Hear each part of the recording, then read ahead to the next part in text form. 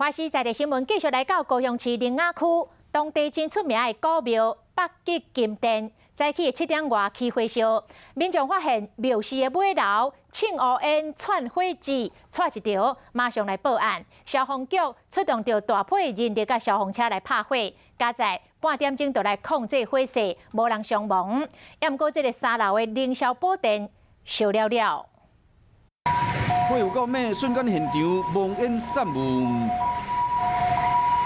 高雄苓雅区北极金殿早起7点外熊熊大火，3楼的凌霄宝殿火烧厝。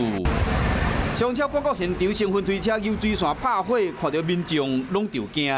哎呦，啊，看到火烧，看到民众动啊，边边点边边安尼啦，我就紧报啊，报你去啊。叫主任来换电话啊，换我边安尼啦。 加在火半点钟来到控制条例啊，无人受伤。5点多的时候，那时候状况都还好这样子。然后为什么会在短短的时间就会产生这个全面的燃烧？我们消防局的火调人员会来做进一步的调查。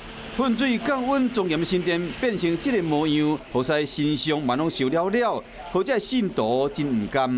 软卡啦，无力啦，北极金殿服侍是北极先天上帝，起庙将近1甲子，是当地民众的信仰中心。10外尊的身上，即马烧了了，大火原因，警消人员爱去调查。